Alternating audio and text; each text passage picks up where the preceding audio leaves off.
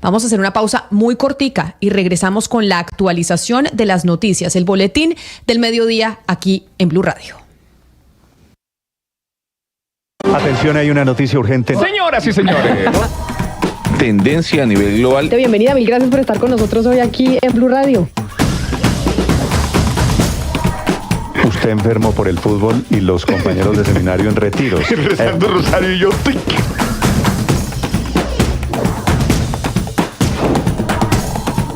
Hay noticia del momento urgente en Blue Radio. Blue, más que radio.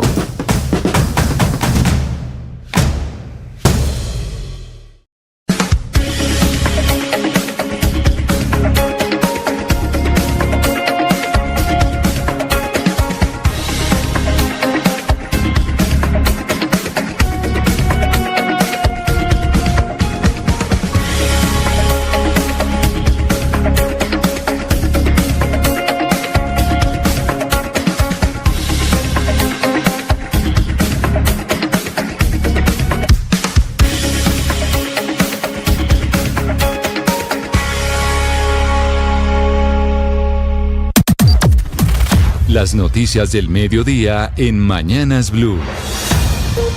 Y empezamos este informativo del mediodía de la mano del servicio de los periodistas de Blue Radio. Y arrancamos con noticias económicas, porque la economía colombiana, Marcela Peña, creció 2.49% en febrero según el DANE. Y además, en el marco de esta noticia, el gobierno ya oficializó un tratado de libre comercio con Emiratos Árabes Unidos. Pues Camila, buenas tardes. Empecemos por el lado del crecimiento. Siguen las dificultades económicas para el país. A pesar de que tuvimos una expansión frente a febrero del 2023, las cifras del DANE muestran que tuvimos un decrecimiento, es decir, una caída del 1,57% frente al mes de enero. ¿Qué está pasando? El reporte muestra que tenemos una desaceleración en las actividades primarias, principalmente agricultura y minería, contrastada por un pequeño repunte del lado de la construcción, pero hay que recordar que la industria del comercio siguen teniendo cifras negativas. Por otro lado, le cuento el tema del tranquila, respire, no se preocupe. No se preocupe, respire, que yo sé que es mucha información. Eso en términos de crecimiento económico en el mes de febrero, según las cifras del DANE. Ahora, hablemos de el Tratado de Libre Comercio con Emiratos Árabes Unidos, que ya oficializó el gobierno nacional. Exacto, yo sé que usted se acuerda, Camila, que en campaña el presidente Gustavo Petro dijo que no le gustaban los acuerdos de libre comercio, que los TLC habían sido una mala idea para el país. Pues bien, se firmó el primero. Técnicamente se llama un acuerdo de complementación económica, pero en la práctica es lo mismo. Una vez sea ratificado en el Congreso, las mercancías colombianas van a entrar en su mayoría sin aranceles a los Emiratos Árabes, mientras que las mercancías fabricadas por ese país ingresarán a nuestro país sin pagar aranceles en su mayoría. Ahí tenemos la foto del momento de la firma que se dio esta mañana. Participó el ministro de Comercio, Germán Umaña, y también el ministro de Estado para el Comercio Exterior de los Emiratos Árabes Unidos, Thani bin Ahmed Al-Seyoudi. Dicen desde el Ministerio de Comercio que la justificación para haber firmado este tratado, cuya negociación comenzó durante el gobierno de Iván Duque, tiene que ver con que los Emiratos hoy por hoy son un mercado de altos ingresos que representan oportunidades para varios sectores de la economía, y desde el ministerio dice que consultaron a los distintos sectores económicos sobre qué les parecía la idea. Todos estuvieron de acuerdo y aquí tiene usted la firma de ese acuerdo de libre comercio. 12 del mediodía, 4 minutos. Muchas gracias, Marcelita. Ya vaya, tome aire, por favor. Y ahora vamos a hablar de racionamiento aquí en Bogotá, porque en medio de estos cortes de agua que vive actualmente la capital del país, el alcalde Galán afirmó que los embalses sufren una situación crítica, además de seguir confirmando que un cambio real por parte de la ciudadanía pues ayudaría a paliar un poco esta emergencia. Valentina Lara. El alcalde Galán afirmó que Bogotá vive una situación crítica del nivel de los embalses que surten el 70% del agua de la ciudad. Uno de los más importantes es el sistema Chingaza, el cual está en 15,07%. El sistema Chingaza sí está en un nivel crítico. Hoy, de los dos embalses, es decir, el sistema Chingaza nunca había estado en ese nivel desde que se construyó y entró en operación, realmente desde que se llenó por primera vez. Jamás había estado en ese nivel. De igual manera, el alcalde dio a conocer que el consumo de los hogares en total es de 80 40% y el consumo en las familias en un 60% es la ducha. Así que un cambio de comportamiento en este aspecto ayudaría a superar esta situación de agua que vive actualmente Bogotá. Y todo esto por cuenta del cambio climático y del fenómeno del Niño. Y es que hay más repercusiones por el fenómeno del Niño. En otras partes del país, más de 10 cabezas de ganado mueren al día en el departamento del Cesar por el intenso verano que estamos viviendo. Mohamed Osma, usted tiene la información. La producción ganadera y agrícola del Cesar está en riesgo por falta de agua y pastizales. Según Jorge Luis Oñate, presidente de la Federación de Ganaderos del Cesar, FEGA Cesar, en promedio mueren 10 reses diarias por la afectación del intenso verano en esta región. O sea, estamos hoy pues abocados a un intenso verano, que la verdad es que ya empieza a hacer pues mucho daño en nuestra ganadería, en nuestros campos, presentándose muertes significativas pues a nivel de los hatos ganaderos, que entran pues a formar parte de esa cifra gruesa pues que terminará pues en una pérdida grande para el sector ganadero. Ante esta crítica situación, los ganaderos hacen un llamado al gobierno central para que giren su mirada a esta región, donde no solo hay pérdida de animales, sino también económicas. Realmente nosotros estamos pidiendo hace rato unas medidas por parte del Ministerio de Agricultura, unas medidas pues que entren a aliviar los costos que hoy tenemos y que entren pues a ser parte de la canasta ganadera, por decirlo así, pero no hemos tenido ninguna respuesta. La verdad es que el gobierno ha estado ausente a la situación pues que está viviendo la ganadería hoy. El municipio de Becerril Cesar es uno de los más afectados, donde en la última semana murieron más de 100 cabezas de ganado por falta de agua y pastizales. 12 del mediodía, 7 minutos, y en Pibijay, en el departamento del Magdalena, miles de personas salieron ayer a orar a un caño seco, allí rezando a San Fernando Rey, patrono de la población, para clamar por la lluvia, que llueva. La comunidad realizó una procesión en la que pidieron que volvieran a presentarse lluvias. Diana Ospino. En un hecho histórico en el municipio de Pibijay, Magdalena, cientos de feligreses se unieron en una gran rogativa o jornada de oración en la que clamaron a Dios a través de la intersección de San Fernando Rey, patrono de esta población, para que les mande el don de la lluvia, ya que en este municipio de unos 35,000 habitantes, dedicado especialmente a la agricultura y ganadería, las cosechas y los animales están muriendo por falta de agua. Los feligreses acudieron a la iglesia y luego, junto a una imagen de San Fernando Rey y María Auxiliadora, salieron en procesión hasta el caño Schiller, el cuerpo de agua que sirve de suministro a este municipio y que por la sequía quedó reducido a un pequeño charco. Diana Salas, líder comunal, dice que el problema por la falta de agua es tan grave que el líquido les llega cada 3 días y durante 4 horas por barrio. Están con circuitos por sectores para que llegue el agua, hay razonamiento en toda la cabecera municipal, por no mencionar a la parte rural, que es muy escasa el agua, donde la sacan de jagüeyes sin tratamiento. Y mientras llega la lluvia, en Pibijay siguen orando. Y energía sí, pero no así. Es el lema en Pijao Sur del Quindío, después de varios años que organizaciones sociales lograron la caducidad de 5 permisos que había otorgado la Corporación Autónoma Regional de ese departamento para el uso de 5 ríos para producir energía a través de pequeñas centrales hidroeléctricas. Pues ya no van a poder, Nelson Murillo.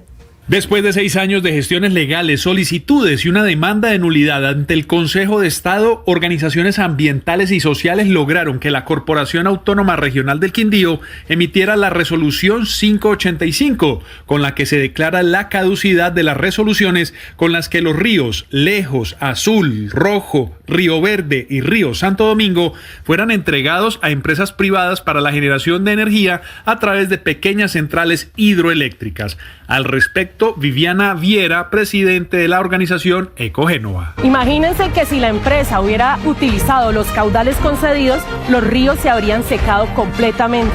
Habría sido un ecocidio. Estas empresas buscan apropiarse de los ríos para sacarles dinero sin importarle la gente que vive allí. De acuerdo con los análisis técnicos, los 5 afluentes carecían de la suficiente agua para el funcionamiento de las pequeñas centrales hidroeléctricas por 20 años como se tenía contemplado en las concesiones. 12 del mediodía, 10 minutos, y en noticias judiciales, la vicepresidenta Francia Márquez, el ministro de Salud Guillermo Alfonso Jaramillo están siendo indagados por la Fiscalía por el escándalo alrededor de los presuntos dineros irregulares que habrían ingresado a la campaña a la presidencia del primer mandatario, Gustavo Petro. Juan Esteban Quintero. En total son 7 indagaciones, 5 a cargo de fiscales delegados ante la Corte Suprema de Justicia y 2 a cargo de fiscales delegados para la corrupción. Entre los nombres que se destacan en esta indagatoria que inició el ente acusador está el actual embajador de Colombia ante la FAO, Armando Benedetti, pero también FECODE por haber donado 500 millones de pesos a la campaña del presidente Gustavo Petro a la presidencia. La sorpresa vino cuando se conocieron nombres como el de la vicepresidenta Francia Márquez y el ministro de Salud Guillermo Alfonso Jaramillo. El fiscal Hernando Barreto es el jefe de los fiscales delegados ante la Corte Suprema de Justicia. Le respondo, en la fiscalía, en la unidad delegada, hay 6 actuaciones vinculadas con el tema de financiación de campañas y todo eso. Están en la primera, están en la sexta y se van a continuar como estaba. O sea, no le sé precisar el estado preciso, exacto en el que está, pero se va a continuar. Sé que en muchos se han escuchado personas, se están haciendo los análisis de dinero, se están mirando las justificaciones que fueron exhibidas ante el Consejo Nacional Electoral. Eso está marchando. Sobre el gerente de la campaña, Ricardo Roa, el fiscal Barreto señaló que de momento no se está estudiando una imputación de cargos, por lo que actualmente están recaudando todos los elementos de esta investigación. Y el expresidente Álvaro Uribe habló hoy y entregó a la Comisión Interamericana de Derechos Humanos documentos sobre su caso y aseguró en sus declaraciones que nunca tomó la decisión de ir a buscar testigos, como lo han señalado otras personas. Carolina Otero. Junto con voceros del Centro Democrático, el expresidente Álvaro Uribe se reunió en Bogotá con delegados de la Comisión Interamericana de Derechos Humanos, a quienes les hizo un resumen de lo que para él son fallas en el proceso que la justicia lleva en su contra por presunta manipulación de testigos. ¿Por qué? Si entre octubre y la fecha no hay un hecho nuevo, no hay una prueba en mi contra, ¿cuál es el motivo para que cambien bruscamente la orientación de los 2 fiscales que propusieron la preclusión? ¿Cuál es el motivo? Si nada nuevo hay contra mí. Por ejemplo, nosotros tenemos que conocer dentro de las nuevas pruebas aquellas que nosotros pedimos, como una búsqueda selectiva de llamadas telefónicas. Me favorece. No hay nada contra mí que haya aparecido entre octubre y la fecha. Mi pregunta es, ¿por qué me acusan? Segundo, hay que repetirle al país, yo nunca tomé la decisión de ir a buscar testigos. Finalmente, el exmandatario aseguró que de estas pruebas mencionadas anteriormente se entregó un amplio registro ante la comisión. Las 12 del mediodía, 13 minutos, y la Procuraduría dio a conocer la lista de ministerios que no ejecutaron el presupuesto en el año 2023. Sergio Barbosa. La lista de los ministerios que se rajan en la ejecución del presupuesto de inversión del año 2023 la encabeza el Ministerio del Deporte, con más de 241 mil millones de pesos sin contratar. Esto se pudo evidenciar gracias a un informe del Departamento Nacional de Planeación sobre el cumplimiento del Plan Nacional de Desarrollo y los convenios interadministrativos que están suscritos por las entidades del orden nacional para ejecutar varios proyectos. Aunque los ministerios de Vivienda e Interior tuvieron la oportunidad de ejecutar los presupuestos asignados, no lo lograron, como tampoco el Ministerio de Agricultura, Ambiente, Minas y Energía y Transporte. Así las cosas, fueron más de 7 billones de pesos sin contratar, lo que correspondería al 84% de los recursos totales de inversión que no fueron comprometidos de los 30 sectores que componen el presupuesto general de la Nación. Para la Procuraduría, en este caso, los ministerios habrían incurrido en una transgresión en los principios de planificación presupuestal y no se descarta abrir investigaciones disciplinarias por considerar como graves estos hechos. La noticia internacional. 12 del mediodía, 15 minutos, y la noticia internacional a esta hora llega desde Nueva York, donde ya varios cancilleres del mundo se reúnen en la ONU para la que será la votación en el Consejo de Seguridad de la entrada de Palestina como miembro pleno de las Naciones Unidas. La votación, prevista en principio para hoy, finalmente se llevará a cabo mañana viernes a las 3 de la tarde por negociaciones de último minuto lideradas por Estados Unidos. La aprobación de la resolución requiere 9 votos a favor en el Consejo y ningún veto de los 5 miembros permanentes. Todo parece indicar que Estados Unidos, fuerte aliado de Israel, vetará la resolución porque votar a favor reconocería efectivamente un Estado palestino. La noticia deportiva.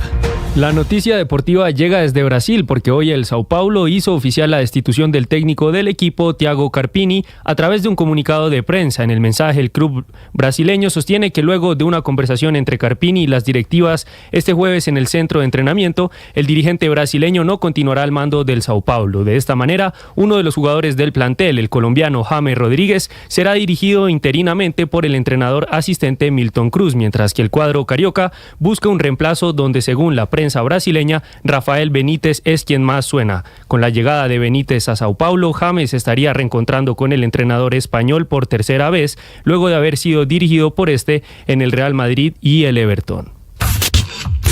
Las principales tendencias en redes sociales. A esta hora es tendencia en redes sociales las marchas de las batas blancas que se realizarán este domingo 21 de abril en varias ciudades del país.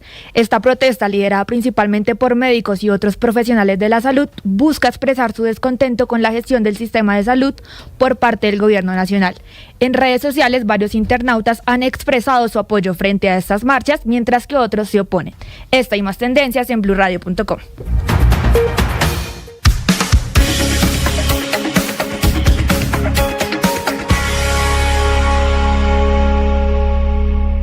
Llega el mediodía.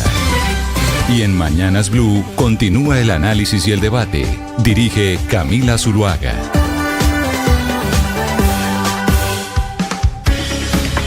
Son las 12 del día, 17 minutos, y les damos la bienvenida a ustedes que estaban en sus noticias locales en Medellín, Cali, Barranquilla y Bucaramanga. Siguen conectados con la edición central de Mañanas Blue a través de nuestras diferentes plataformas y, por supuesto, a través de nuestro canal de YouTube de Blue Radio en vivo. Y nos vamos a esta hora para Medellín, específicamente para la zona del Poblado, en donde ocurrió pues esta tragedia, en donde un doctor, un médico, un urólogo terminó asesinado, no sabemos por quién específicamente, y evacuaron el edificio porque empezó a generarse un incendio. Danilo Arias está en la zona y tiene más detalles, Danilo, de lo que dicen las autoridades de qué fue lo que sucedió.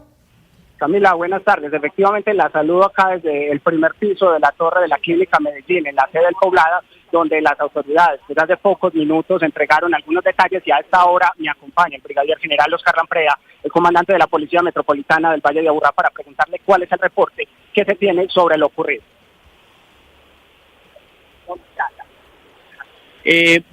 Al momento lo que tenemos es, la información que hay es de una persona que está al interior de la clínica o ingresa al 9º piso, donde está portando un arma de fuego y agrede físicamente a un médico allí. Desafortunadamente, por la gravedad de las heridas, el médico fallece en el piso, en este piso 9.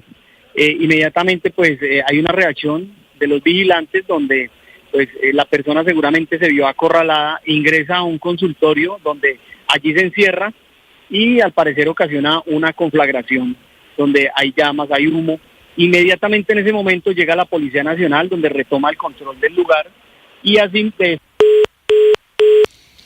Se nos fue la comunicación con Danilo, precisamente, que está ahí en el lugar de la noticia hablando con las autoridades sobre lo sucedido en ese punto de Medellín. Ana Cristina, ¿usted ha podido tener mayores actualizaciones de lo que pasó en el Poblado y en el edificio? Ya tenemos más detalles de cuál habría sido la motivación de la persona que asesinó al doctor. Estamos hablando de qué tipo de situación. Sí, lo que me dicen a mí, Camila, es que esta persona, la persona pues que agredió al médico era un paciente con diagnóstico de esquizofrenia. Fue donde un doctor que es un médico urólogo y fue a él a quien lo agredió. Parece que también le había disparado a la secretaria y después esa misma persona, según me dicen, es la persona que inició el fuego. Un poco antes de que se iniciara el fuego es cuando empiezan a hacer toda la evacuación, Camila, y en este momento ya las personas que fueron evacuadas y que, digamos, tenían sus vehículos ya pueden abandonar. En este momento ya la policía pues tiene completo control de la torre médica de Intermédica desde donde nos estaba hablando Danilo. No sé lo que nos... Ana Cristina, sí. Y precisamente déjeme interrumpirla porque tenemos comunicación nuevamente con Danilo, que está con las autoridades que están dando más detalles de lo que usted está comentando y parte de lo que sucedió en el poblado en Medellín. Adelante, Danilo. Sí, Camila, mire, retomamos comunicación, se nos cayó, me acompaña a esta hora el brigadier general Oscar Lamprea, el comandante de la Policía Metropolitana del Valle de Aburrá, y le preguntamos, brigadier, hablemos sobre lo que se conoce hasta el momento de lo que ocurrió en esta torre médica del poblado. Aló, buenas tardes. General Lamprea, lo escuchamos sobre esa consulta que le hace Danilo, y es ¿qué se conoce hasta el momento? ¿Se sabe, por ejemplo, quién fue la persona que disparó y si había algún tipo de motivación o por qué se generó esta situación? Sí, buenas tardes. Muchas gracias por la comunicación. Bueno, los hechos suceden aquí en la clínica, donde hay una persona que al parecer ingresa o está dentro de la clínica, llega al piso 9, donde está el médico, y allí lo agrede físicamente con un arma de fuego. Desafortunadamente por las heridas, la gravedad de las heridas, el médico fallece ahí en el lugar de los hechos. Inmediatamente hay una reacción de los vigilantes donde pues esta persona, al parecer, quien es la que ingresa allí a otro consultorio y se resguarda, inmediatamente llega la policía y ahí es donde tenemos, digamos, una persona que pues se le hacen algunos llamados allí dentro del consultorio. Esta persona no responde. Ella misma ocasiona una conflagración, sale allí muchas llamas de ese consultorio, se llena de humo, pero los uniformados ingresan al lugar donde despejan este consultorio, no encuentran a ninguna persona allí físicamente, pero sí faltaba una puerta, que es la del baño. Cuando abren la del baño, ven una persona allí sin signos vitales, tirada en el piso y con un arma de fuego al lado de esta persona. Esta persona, General Lamprea, ¿era un paciente de este doctor? ¿Quién era? ¿Qué relación tenía a quien le disparó? Sí, hasta el momento no tenemos, digamos, esas informaciones ya tan puntuales, porque pues usted entenderá, hace pocos minutos sucedieron los hechos, ya CTI abordó allí la investigación, son los que están realizando la inspección técnica y recolectando todo este material probatorio, dentro de ellos pues las indagaciones de las personas que pues son testigos allí del lugar, de lo que ocurrió en este lugar. ¿Por qué le hago la pregunta? Porque no estamos hablando entonces de un caso de sicariato, que es lo primero que a la gente se le viene a la cabeza. Sí, nos toca, pues primero no hay ninguna hipótesis, porque como le digo, está hasta el momento en indagaciones todo lo que las causas y lo que pudo haber sucedido en este lugar. No tenemos, digamos, identidad de la persona que se encontró en el baño, bueno, o algunas otras, si me pregunta de pronto amenazas del medio, no sabemos porque no hemos, digamos, indagado allí a los familiares o algún testigo o alguien que nos diga esta situación. Entonces, balance general, Lamprea, que podemos hacer hasta el momento. Tenemos lamentablemente 2 personas fallecidas en el lugar de los hechos y no hay ningún capturado por esta situación. No, hasta el momento capturados no hay, solamente la persona que se encontró en el baño, que al parecer fue la que ocasionó la lesión contra el médico y se encontró allí sin signos vitales y con un arma de fuego al lado de él. General Lamprea, en este momento ustedes tienen información de si hay heridos. Hay personas que dicen que sí, la secretaria pudo haber sido herida. ¿Hay heridos? Es mi primera pregunta. Y la segunda, ¿hay suspensión de actividades en todos los consultorios? Sí, en este momento, pues cuando la policía llega, inmediatamente lo que hacemos es, hay una persona que está allí resguardada en este consultorio, además que pues hay una conflagración dentro del mismo. Inmediatamente llegamos acá con unidades de rescate de la policía, Ponalzar, todas las unidades de especialidades de la policía, evacuamos el lugar porque pues es una situación crítica de los pisos. En este momento están afuera de la clínica y de igual manera pues en el hecho sí resulta también una persona que es la asistente del médico lesionada con un disparo en el abdomen. La están atendiendo en el lugar, digamos, en el centro asistencial, donde pues el reporte que nos dan al momento es que, digamos, no es de gravedad la herida. ¿Y ya pudieron evacuar todas las personas que estaban dentro del edificio, General Lamprea, incluso los vehículos que estaban en el garaje? Bueno, los vehículos no tanto, las personas sí de los pisos. Ellos inmediatamente se realizó esta evacuación y ya se están realizando las inspecciones técnicas aquí en el lugar de los hechos y seguramente en el transcurrir de los minutos se irá a normalizar la situación ya en los diferentes pisos para la atención de las personas. Oscar Lamprea, muchas gracias por todos los detalles y por esta actualización que le da a los oyentes de Mañanas Blue. Un feliz resto de día. Bueno, gracias, muy bien, gracias. Un saludo especial. Son las 12 del día, 25 minutos. La situación que se vive en estos momentos en el poblado en Medellín. Pero precisamente para tener mejores noticias, vámonos nuevamente para Colsubsidio, en donde la Tata Solarte tiene buenas noticias para nuestros oyentes también. Camila y oyentes de Mañanas Blue, continuamos desde el Cubo, estamos ubicados en la ciudad de Bogotá, en este evento maravilloso de Colsubsidio, Exposible, un programa que definitivamente nos está inspirando y justamente acaba de terminar la conferencia con Andrés Oppenheimer y esa explicación detallada de su libro, Cómo salir del pozo, o como él mismo dice en el caso colombiano, Cómo salir del hueco. Precisamente el exministro de Minas y Energía, el economista Mauricio Cárdenas, nos acompaña en este momento porque tuvo la fortuna después de la conferencia de hacer un conversatorio con el autor y dejó varios aprendizajes. Querido Mauricio, gracias por estar con nosotros aquí en Mañanas Blue. ¿Cuál fue esa reflexión que usted dijo, esto hay que ponerlo en práctica de inmediato en Colombia? Que no nos podemos contagiar del pesimismo. El pesimismo es el peor consejero. En este momento hay mucha pesadumbre en Colombia. La gente cree que las cosas van mal. Llevamos 4 años consecutivos perdiendo posiciones en ese índice global de satisfacción con la vida. Colombia era el país número 40 de casi 200, hoy es el país 72, o sea, hemos retrocedido, la gente no está contenta, la gente, y esto no es un tema de la alegría que es efímera y la sonrisa, sino es un tema más de fondo, de qué tan satisfechos estamos con la vida que tenemos. Entonces, vamos en retroceso. La gran preocupación es, ¿por qué? ¿Qué está pasando? Y Oppenheimer nos da luces, Oppenheimer nos dice, es esta polarización política, son estos casos que vienen a proponer que todo lo van a resolver, pero que al final son un verdadero retroceso, es un fracaso. Entonces, el mensaje es, tenemos que recuperar el ritmo que traíamos de avanzar, de mejorar la satisfacción de vida. Y una forma de empezar es en las empresas. Ustedes, no se queden con los brazos cruzados, todos tenemos algo que hacer en la familia, en la empresa, en el lugar de trabajo para mejorar la satisfacción con la alimentación, la nutrición, los hobbies, los deportes, en fin, la satisfacción con la vida empieza en el hogar, sigue en la empresa. Lo de la nación, los problemas, el país, lo tendremos que resolver en el 2026, pero no podemos esperar hasta allá para estar optimistas, para cambiar esta actitud tan negativa que tenemos en este momento. Así es, pues todo parte de cada persona, pero también las organizaciones tienen un papel muy importante. Continuamos, esto es Mañanas Blue y les vamos a seguir contando sobre esta gran conferencia que hemos tenido el día de hoy. Ay, Tata, qué chévere todos esos detalles porque nos sentimos como si nosotros hubiésemos ido también a esa conferencia que anunciamos la semana pasada y que nos parece maravilloso que usted nos la traiga a nosotros y pues por supuesto a todos nuestros oyentes. Vamos a hacer una pausa cortita y ya regresamos porque hay una investigación muy interesante y muy importante que se hizo entre varios medios de comunicación en América Latina sobre lo que está pasando con el oro. Vemos que el precio del oro ha subido significativamente en el último mes, por ejemplo. En estos momentos estamos ya con un precio del oro a $2,388.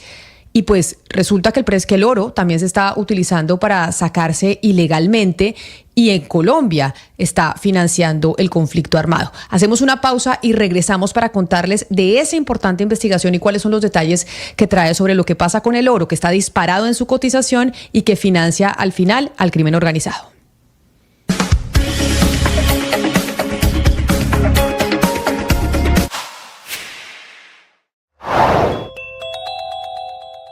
Hoy en Mañanas Blue, el viceministro Iván Jaramillo explica cómo cambia el modelo pensional en Colombia.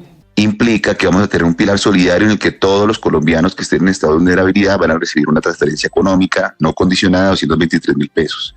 En el pilar semicontributivo, una renta vitalicia de sus ahorros, el 3% anual y un subsidio del gobierno del 20% en el caso de los hombres, del 30% en el caso de las mujeres. En el pilar contributivo, que es donde están los ciudadanos que aportan al sistema de forma contributiva, van a tener un umbral conforme al cual van a aportar a Colpensiones hasta 2,3 salarios de los devengos que tengan, y el exceso de lo que aporten, es decir, el mayor valor de lo que estén aportando sobre esa base, van a ir a un fondo privado. Sigan esta entrevista en nuestro canal de YouTube. En Blue le ponemos cara a la radio. Atención, hay una noticia urgente. Señoras y señores.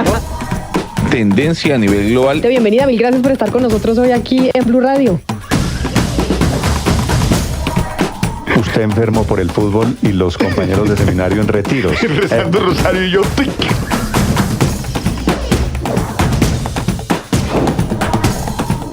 En noticia del momento urgente en Blue Radio. Blue, más que radio.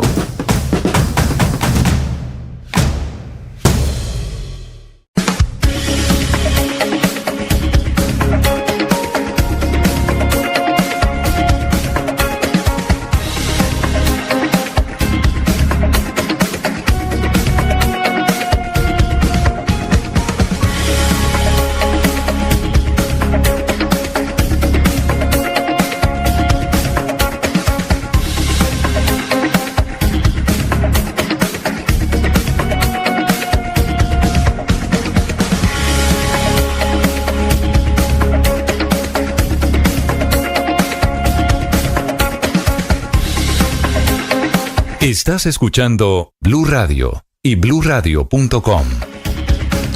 Son las 12 del día, 31 minutos. Antes de irnos a hablar del oro y las implicaciones que tiene pues la extracción ilegal de este material que está rompiendo pues récord en términos de cotización de su precio internacional, quiero hablar de América Latina, Lucas, y de la reunión que tuvo el presidente Gustavo Petro con el presidente de Brasil, Luis Inácio Lula da Silva, porque resulta que Colombia, o por lo menos el presidente Gustavo Petro, manifestó que quiere unirse a los BRICS lo más pronto posible.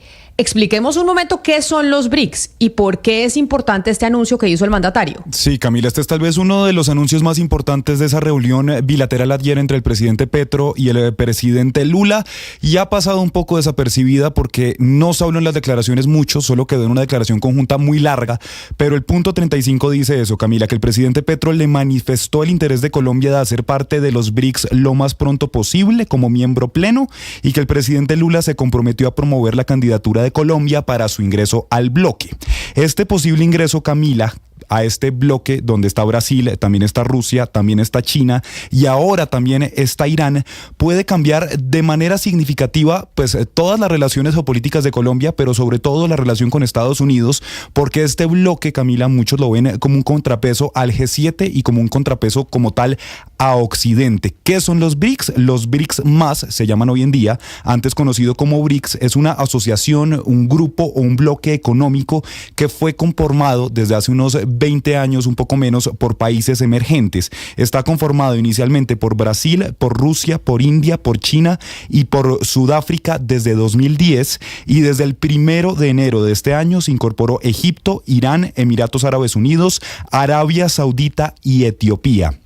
Es tan importante esto, Camila, que por ejemplo Argentina iba a entrar, le dieron el ingreso bajo el gobierno de Alberto Fernández. Finalmente, cuando llega Javier Milei a la presidencia, dice: no señores, yo no quiero estar ahí. Incluso alcanzó a decir en campaña que él no se iba a alinear con comunistas, y en diciembre, días antes de que se cumpliera ese plazo para el ingreso, pues se retira. Así que esto es muy importante. Hay una lista de más de 20 países en lista de espera, pero por ejemplo en este momento, si Colombia entrara hoy, sería el único país en estar tanto en la OCDE como en los BRICS. Pero además, Lucas, porque hay quienes dicen que estamos viviendo o que se está construyendo nuevamente una guerra fría en donde hay dos bloques en el planeta, y los BRICS representa uno de esos bloques en donde claramente pues son, no sé si oposición literalmente, pero más o menos a esa dominancia de los Estados Unidos y de Europa. Quiere decir que Colombia quiere unirse a ese otro bloque que en épocas pasadas, en época de la Guerra Fría, se denominaba como los no alineados. Sí, tal cual, pues es que más usted ve Rusia, China e India. Son dos países muy, muy importantes, pero que precisamente no están alineados con lo que hoy en día conocemos como Occidente. Así que pues también en caso de que se dé esa entrada, porque como le digo, hay más de 20 países en la lista de espera, pues hay que ver cómo puede afectar eso nuestra relación con Estados Unidos, que hoy en día ve en Colombia como tal vez su socio más fuerte e incondicional en la región. Claro, pero de todas formas, ahí en los BRICS hay varios socios de los Estados Unidos. Recordemos que India estuvo de visita hace poco Narendra Modi en Washington, lo reportamos, y que habló en el Congreso norteamericano haciendo un gesto los Estados Unidos con la India por cuenta de la importancia que tiene ese país, hoy el más poblado del mundo, y también está Emiratos Árabes, que son amigos de Estados Unidos. Sí, estaría también Egipto y bueno, pues sobre todo Rusia y China, que usted sabe que sobre todo con China hay una relación un poco agridulce de hacerse pasito, pero bueno, pues ya veremos esto en qué termina, pero Camila, es un anuncio muy, muy importante que se suma entonces también a la intención del presidente Petro, acuérdese que lo dijo por allá en noviembre, de que Colombia se suma también a la PEC, a la Alianza Asia-Pacífico, entonces pues vamos a ver esto en qué termina, pero se mueve la geopolítica a nivel colombiano. Aunque me dicen lo siguiente los oyentes en el 301-764-4108, y es que para que lo reciban en los BRICS, Lucas, tiene primero que Colombia salirse de la OCDE, que fue ese proceso largo que tuvimos y que empezó durante el gobierno de Juan Manuel Santos, y terminar su relación de cooperación con la OTAN, con la Organización del Tratado del Atlántico Norte, que son razones políticas importantes. Entonces, no sé si eso se vaya a dar o no, y sobre todo cuando hoy está la intención de la OCDE, por ejemplo, de expandirse aún más por América Latina para incluir y que Argentina, Perú empiecen los procesos para poder entrar. Sí, pues como le digo, creo que no es un anuncio menor, pasó un poco desapercibido, pero pues imagínese, si toca salirse, por ejemplo, de la OCDE, terminar la colaboración con la OTAN, pues es un giro radical a la política en la que venimos de hace muchos años. Entonces, simplemente le traigo esto porque, como le digo, terminó en un punto 35 de una declaración conjunta de más de 64 puntos, y pues creo que puede ser tal vez la noticia de los próximos meses, ese anuncio que hacen ayer el presidente Petro y Luis Ignacio Lula da Silva. La intención de Colombia de entrar a los BRICS y, por supuesto, del mandatario colombiano de tener una figuración internacional, porque vemos cómo él está constantemente discutiendo sobre las problemáticas del mundo, y sí está muy interesado en ser protagonista, y este anuncio pues es una demostración de ello, entre otras cosas. Pero vámonos a hablar del oro, porque como le decía, la cotización en estos momentos, el oro cotiza a 2.000... le digo exactamente, $2.388, cerró ayer miércoles. Ahora le digo en cuánto está actualmente en este punto en medio de los intercambios del mercado. Pero vimos una investigación del periódico El Espectador que se publicó el fin de semana, pero es una investigación que es en colaboración con varios medios de comunicación del continente, y es la ruta ilegal del oro entre el 2014 y el 2023.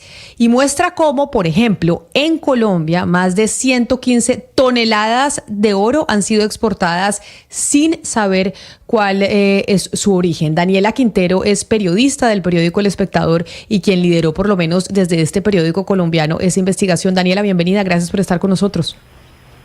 Camila, buenas tardes, bienvenida. Muchas gracias a ustedes por la invitación.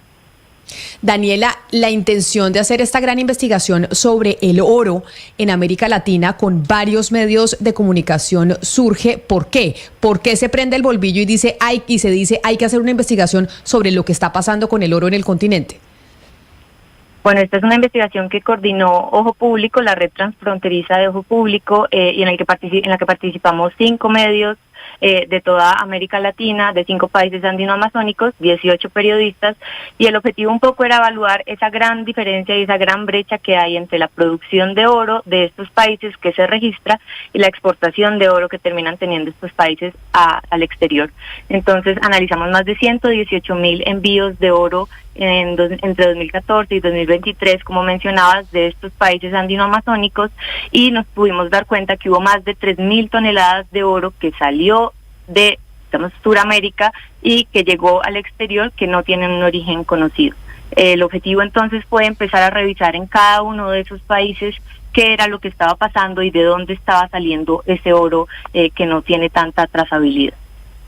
Aquí hay como un triángulo de las Bermudas, Daniela, y están Brasil, Perú, Bolivia, Colombia, no sé si me falta alguno, pero cuando uno se mete a la investigación, que permítame felicitarlos, pero es una gran investigación la que ustedes hicieron, porque no perdieron ningún detalle, se encuentra uno con que en Colombia el 95% del oro es de origen desconocido, que podría decirse oro ilegal.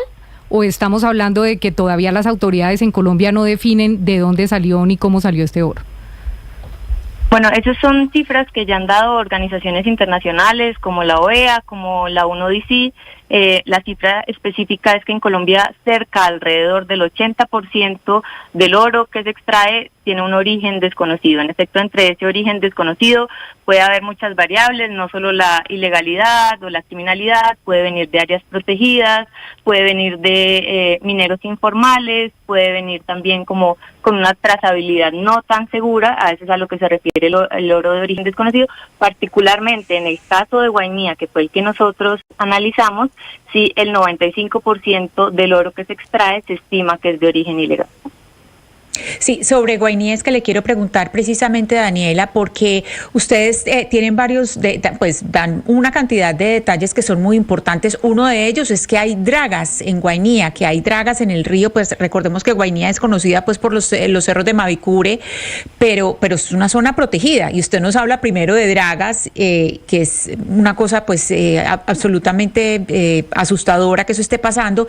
Y lo otro, que hay unas comercializadoras que tienen transacción con un resguardo, porque ustedes hablan del top 15 de comercializadoras y que colombianas, y que de esas el 72%, ellas manejan el 72% del oro que se saca, y que 3 tienen procesos en la fiscalía y una de ellas tiene transacciones con un resguardo. Hablemos de eso porque me parece pues increíble que eso esté pasando en un área protegida.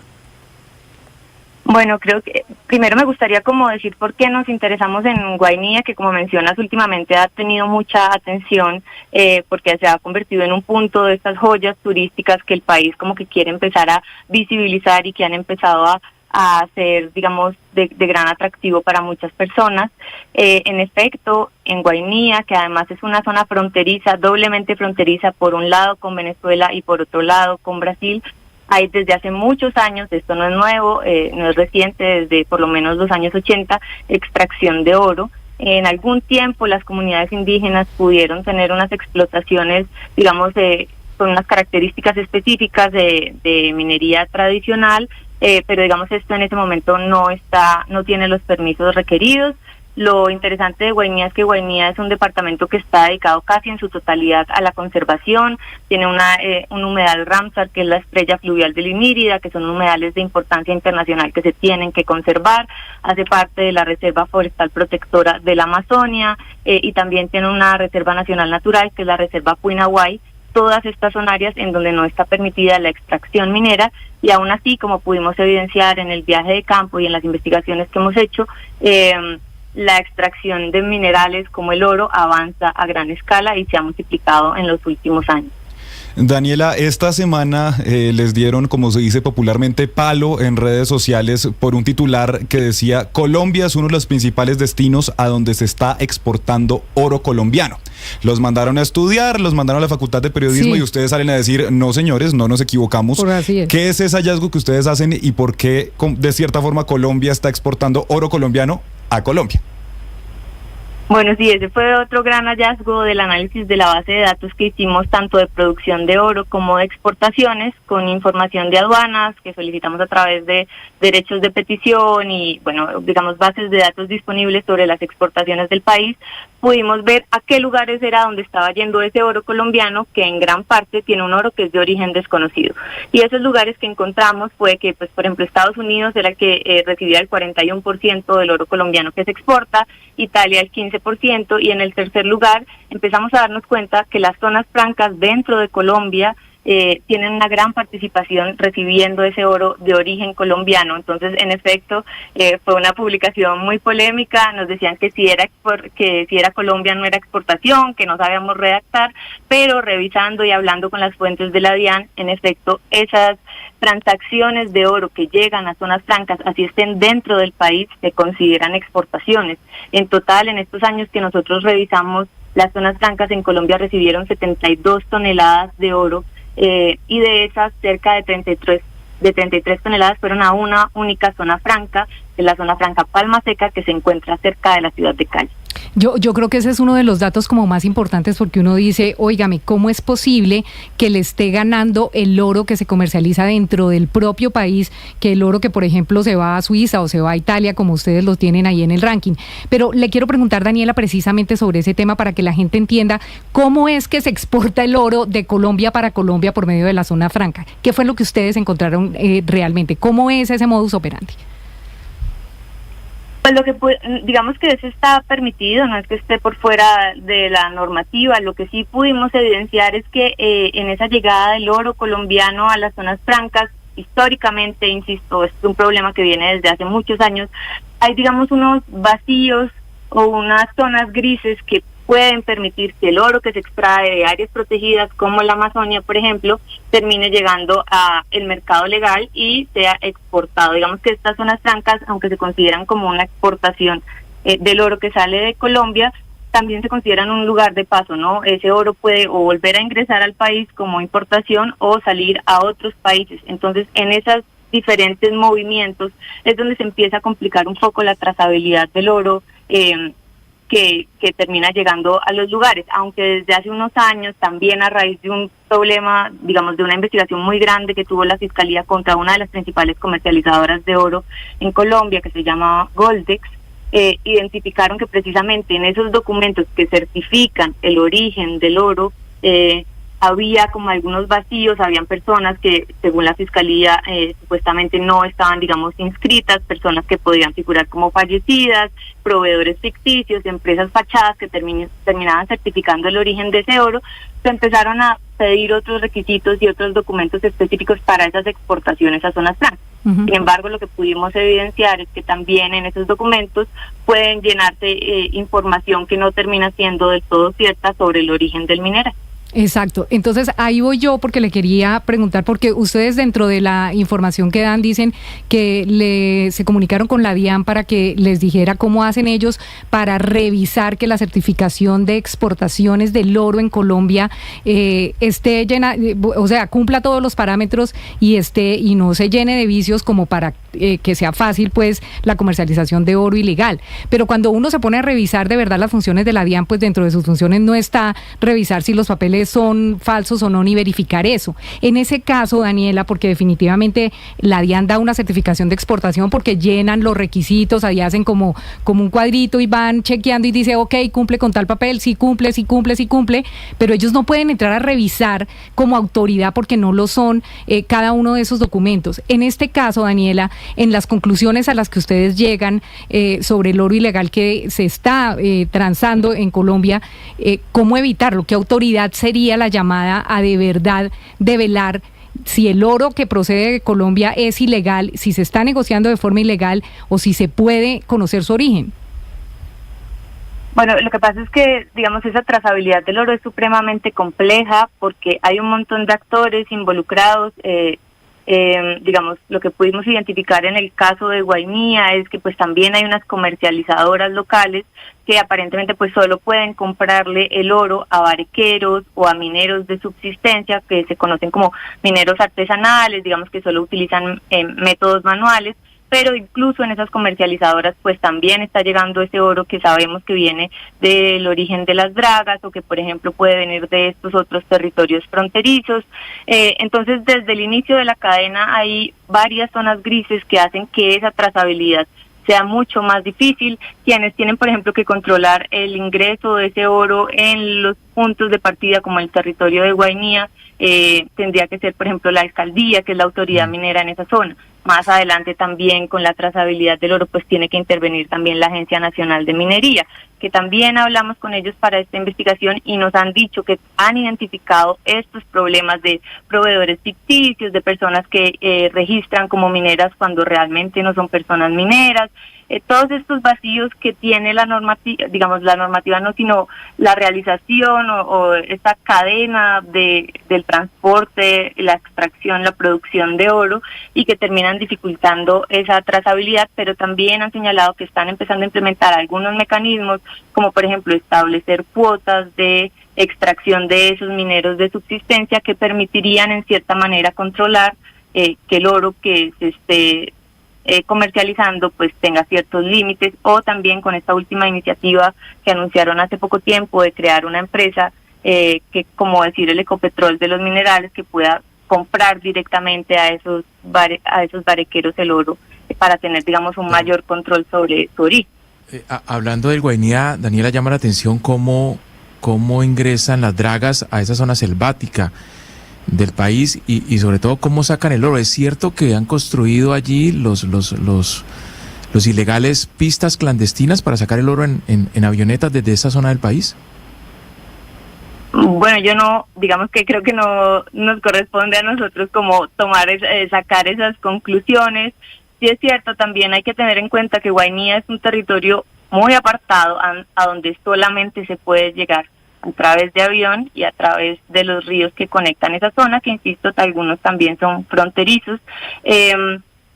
Hay unos sectores, comunidades indígenas que tienen unas pistas que son las únicas como que permiten llegar a esos territorios apartados, pero pues creo que ya les compete como a las autoridades determinar si el oro finalmente está saliendo también por esas pistas clandestinas. Eso no hizo, digamos, parte de nuestra investigación. Sé que también algunos otros medios han empezado a revisar esos temas, pero sí es cierto, digamos, que en esta zona el transporte es súper complejo, pero que también esta es una problemática que viene, insisto, desde los años 80, los indígenas, las comunidades indígenas de la zona, nos comentaban que la minería, digamos así, a través de dragas y extracción, como la estamos viendo ahorita, no es originaria de ellos, sino que llegó pues con los blancos, con comunidades, por ejemplo, mineras de Brasil, con colonos del centro del país, y hoy las dragas que vemos pues son en su mayoría administradas por personas blancas o extranjeras, o incluso algunos grupos armados,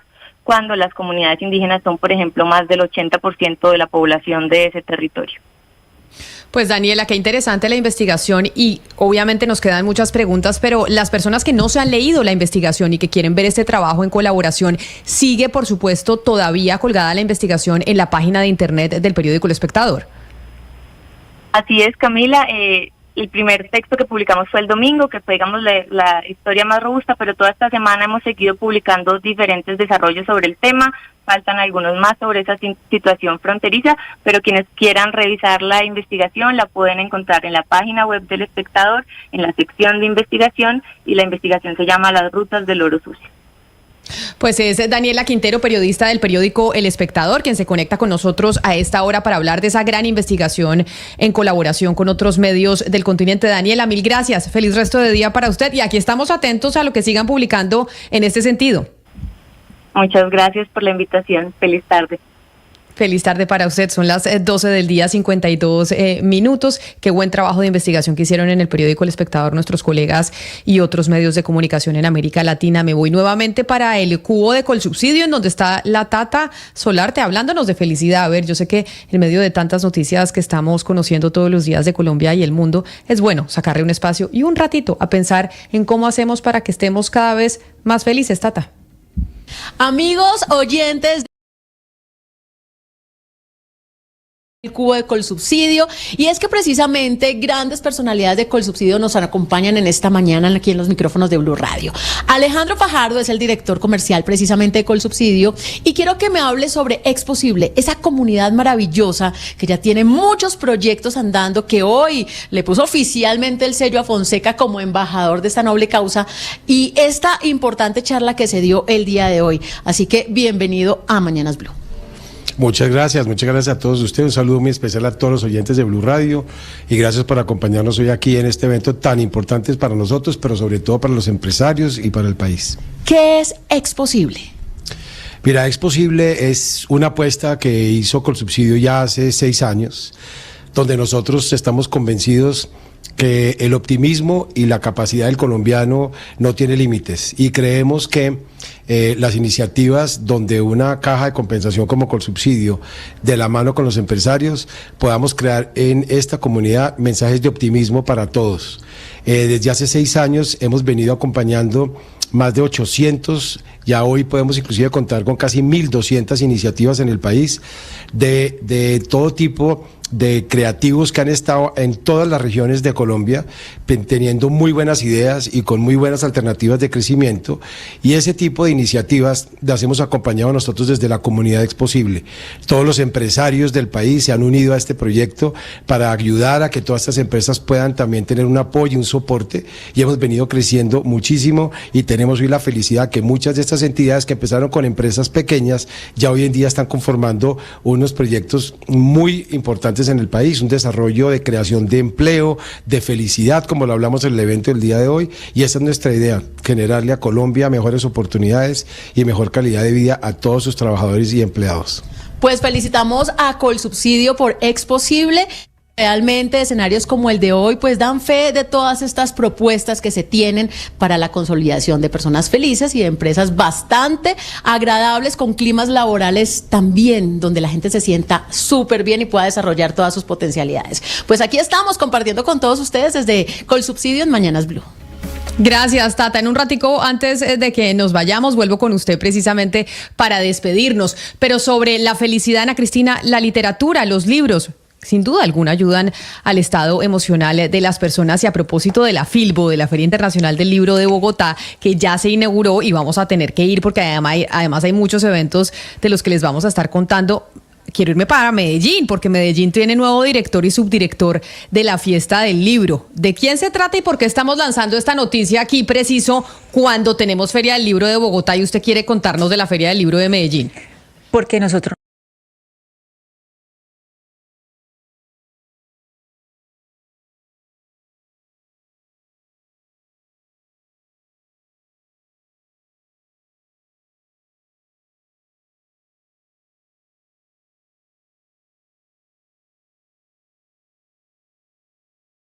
Andrés Sarmiento fue el secretario encargado de Cultura. Recordemos que el nuevo secretario pues ahora es Santiago Silva, y precisamente fue el secretario Silva el que anunció que Andrés Sarmiento Villamizar, que ya dirigió la FILBO, que también dirigió la fiesta la Feria del Libro de Cali, pues va a ser a partir de ahora el director de la Feria de la Fiesta del Libro de Medellín. Y además le cuento que el subdirector va a ser Juan David Vélez, que ha hecho parte pues del sistema de bibliotecas y ya conoce muy bien la Fiesta del Libro de Medellín. Eso pues él ha estado varias veces y lo conocemos muy bien. Entonces no es solamente la Fiesta del Libro, Camila, porque la Fiesta del Libro de Medellín pues es en septiembre. Este año va a ser entre septiembre 6 y 15, sino que son 3 eventos. El primero es la parada juvenil. Hay una que es la Fiesta del Libro, que es el principal. La otra es la parada juvenil de la lectura, y lo otro son los días del libro, que es en Carlos R. Restrepo, que eso es divino porque es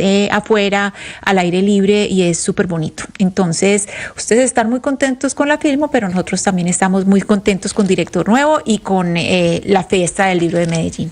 Es que noto un aire competitivo, por eso le digo yo que porque si nosotros estamos en nuestra celebración del libro, aquí tiene que venir Medellín a contarnos cosas que pasan allá con sus ferias y fiestas. ¿Qué diferencia hay entre feria y fiesta, Ana Cristina? O sea, la fiesta, usted sabe que las fiestas se puede colar, entonces todo el mundo puede entrar a la fiesta, todo el mundo puede. No, la verdad, Camila, es que sí son muy distintas, porque la Fiesta del Libro tiene una serie de eventos, es abierta en el Jardín Botánico con una serie de eventos muy bonitos, y sí va todo el mundo, hay mucha participación y muchos eventos para niños. A eso sí va a ser, que la FILBO también lo tiene, para que llegue a Cayetana, porque los eventos para los niños son divinos, hasta los bebecitos, hay eventos para bebecitos. Entonces es por eso, desde hace mucho tiempo, desde el principio se le ha llamado Fiesta del Libro, es por eso, porque los libros son una fiesta y es como para decir, todos están invitados y los que no se sientan invitados, vénganse colados.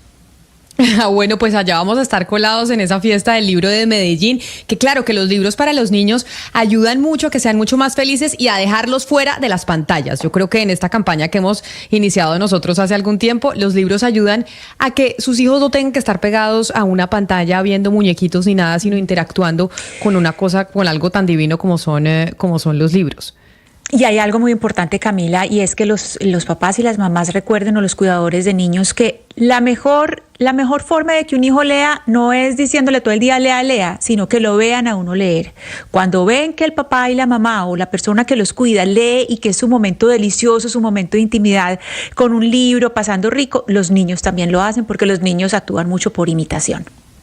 Antes de irnos a almorzar, pues tengo que despedirme de la Tata, que nos ha estado contando durante todo el programa sobre estos tips de felicidad, este evento en el que estuvo y que anunciamos desde la semana pasada. Bueno, Tata, ¿qué tenemos para irnos? Y de esta manera concluimos nuestra transmisión desde el Cubo de Colsubsidio. Recuerden que la comunidad Exposible está al alcance de todos. Muchos empresarios afiliados a Colsubsidio hoy se dieron cita desde muy temprano para acompañar a Andrés Oppenheimer, este gran escritor y periodista, con el lanzamiento de su obra, de este maravilloso escenario de salir del hueco, definitivamente, salir del pozo, lo que necesitamos todos, a mandar a lejos de nosotros toda la infelicidad, la depresión, la tristeza, volver personas más positivas, más optimistas, y es el mensaje de toda esta mañana desde acá, desde Colsubsidio, en donde las empresas son un factor determinante a la hora no solamente de la construcción de objetivos empresariales, sino personales de los colaboradores. Y nosotros como colaboradores también tenemos que pellizcarnos, y en la vida no todo puede ser trabajo, también hay que dedicarle tiempo a las relaciones sociales y a las cosas que nos llenan, que nos motivan, que nos hacen felices, y por eso las empresas deben lograr ese equilibrio para que la alegría de los trabajadores también sea la productividad de las empresas. Muchísimas gracias a todos los oyentes y esperamos que disfruten de estas recomendaciones que hemos tenido. Gracias a nuestros queridísimos amigos de Colsubsidio y a todas las personas que se han conectado desde muy temprano aquí en Mañanas Blue. Gracias, Tata. Un abrazo, y así nosotros a la 1:00 p.m. en punto llegamos al final de esta emisión de Mañanas Blue. Sigan conectados con nuestros compañeros de Meridiano, que llegan con muchas más noticias de Colombia y del mundo para ustedes. Esta es Blue Radio.